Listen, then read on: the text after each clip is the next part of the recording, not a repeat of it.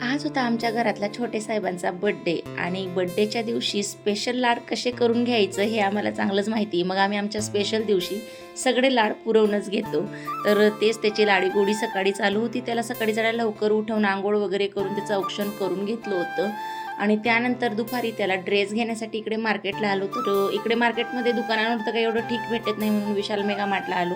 तिथं त्याला ड्रेस घेतला आणि त्याने गिफ्ट सांगितलेलं होतं पियानो. पण तो पियानो ना खराब होता, कारण एकच पीस होता आणि तोही खराब होता म्हणून तिथं उरलेला होता. मग तिथं काही घेतला नाही. त्यानंतर पुन्हा दुसऱ्या मार्केटमध्ये आलो आणि तिथून ते पियानो घेतलं, कारण त्याची फरमाईश होती.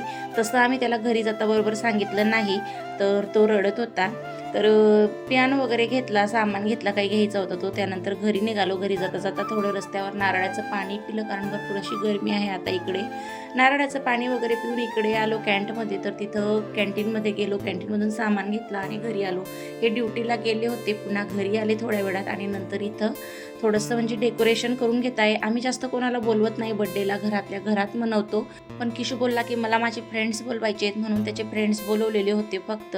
त्यानंतर छोटंसं म्हणजे हे डेकोरेशन वगैरे झालं. मुलं वगैरे आले तर लगेचच इथं केक कट करायला घेतलं, कारण पुन्हा ड्युटीला जायचं होतं म्हणून पटकन आटोपून घेतलं. मी देखील ड्रेस वगैरे चेंज केला, थोडी सिंपल अशी साडी वेअर वगैरे केली. सकाळी ऑप्शन केलं होतं तरी अजून एकदा संध्याकाळी हे बोलले करून घे, त्यामुळे पुन्हा ऑप्शन केलं.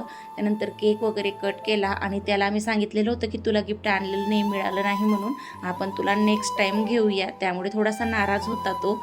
तर हे बघा इथं केक वगैरे कट करतोय. केक कट झाल्यानंतर हे बोलले त्याला ना थोडं म्हणजे डोळे वगैरे झाकून ठेव आणि त्यानंतर आपण त्याला अगदी सरप्राईज गिफ्ट देऊ. आम्ही घरी येताबरोबर ते लपवून दिलेलं होतं, त्याला माहिती नव्हतं. तर केक वगैरे कट झाल्यानंतर फोटो वगैरे काढले आणि त्यानंतर हे बघा हे त्याला गिफ्ट देत आहेत. तर खूप असं जास्त खुश होऊन गेला होता तो, कारण त्याला जी वस्तू पाहिजे होती फायनली ती मिळाली. तर ह्यावेळेस तो टॅब मागत होता, पण मी म्हटलं नको, डोळे खराब होतात म्हणून मग त्याने ही चॉईस केली होती पियानोची. मग ते आम्ही घेतलं आणि हे बघा किती खुश होतोय. मुलांना असं असतं ना, छोटं का असे ना, पण ते जर वेळेवर मिळालं तर त्यांना अधिक जास्त आनंद होतो.